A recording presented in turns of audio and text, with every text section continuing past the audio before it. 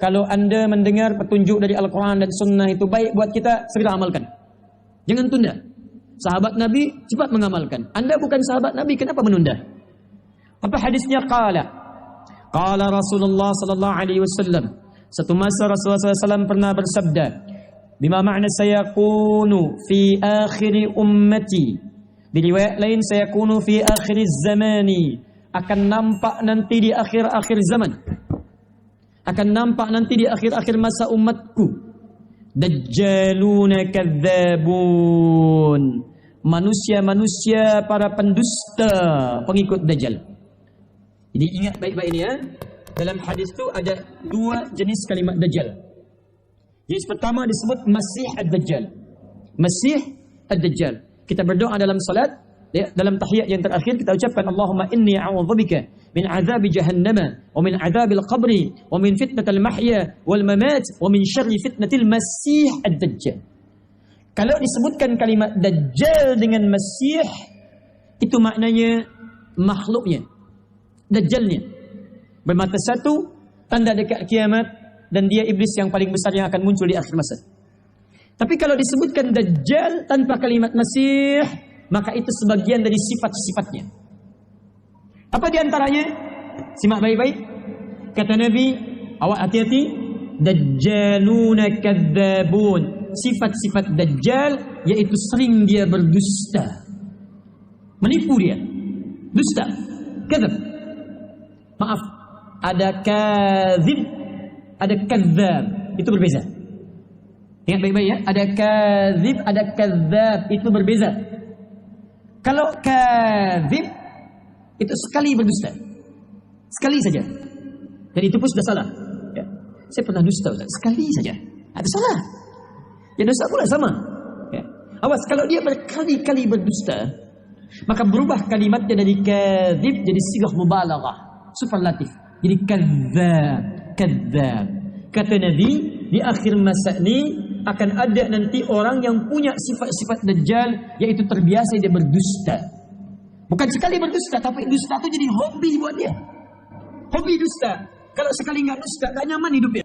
Sila perhatikan kalimat Nabi SAW. Akan tiba di akhir masa nanti, orang-orang yang kalimatnya menarik, retorikanya cantik, gelarnya pintar-pintar, tapi membawa keyakinan, membawa cakap, membawa informasi yang membuat kita bisa keheranan. Ada orang itu sekarang? Ada. Adalah pahamnya. Ada yang namanya liberalisme. Mohon maaf, ada yang pertama tadi pluralisme, menjadikan semuanya seperti sama. Ada liberalisme. Liberalisme itu pengen bebas semua. Mohon maaf ya, sila buka di kitab suci manapun. Sejak kejadian masa Nabi Lut alaihi salam, dengan dihancurkannya kaum liwat yang Bani Sodom itu, dihancurkan, dalam setiap kitab suci tertuliskan bahwa maaf, lesbian, homoseksual itu dilarang. Bahkan Rusia saja yang mempraktikkan komunisme sekarang mengesahkan undang-undang di pemerintahan mereka yang melarang homoseksual, lesbian. Itu dilarang di Rusia. Sekarang coba lihat. Tiba-tiba ada orang di akhir masa mengatakan kalimat-kalimat yang luar biasa. Kamu homo ya? Ya, itu fitrah kamu saat dilahirkan. Fitrah kamu. Jangankan kita, orang dulu kalau dengar bisa ikutan kaget itu. Sila tuan dan puan lihat di Quran. Bukankah semua makhluk diciptakan berpasangan? Sila cek Quran surah 51 ayat 49. Paling tinggi di pertengahan. Wa min kulli syai'in khalaqna zawjaini la'allakum tadhakkarun. Setiap makhluk selain Allah, kata Allah, saya ciptakan mereka berpasangan. Supaya manusia mengerti hanya Allah yang tak punya pasangan. Sila selain manusia, binatang itu punya pasangan.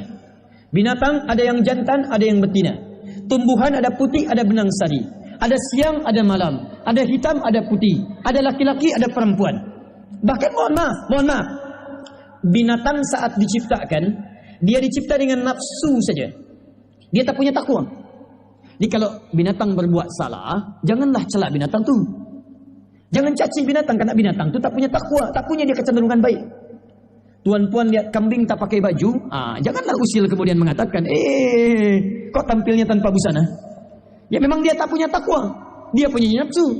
Tapi Masya Allah, sekalipun nafsunya ada, tapi insting mencari pasangannya begitu luar biasa.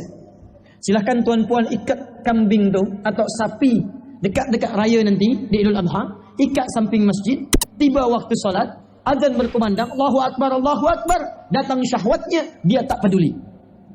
Karena dia tak punya takwa. Takwa itu 115 kali disebutkan dalam Al-Quran. Di antara maknanya kecenderungan untuk ibadah. Kalimat takwa pertama di Al-Baqarah ayat kedua sampai dengan ayat 5. Dzalikal kitabu la raiba fihi hudal lil muttaqin. Apa bentuk takwanya? Alladzina yu'minuna bil ghaib wa yuqimunas shalah. Di ketika tuan-puan salat itu bukti dari takwa. Wa mimma razaqnahum yunfiqun. Tuan-puan infak itu bagian dari takwa.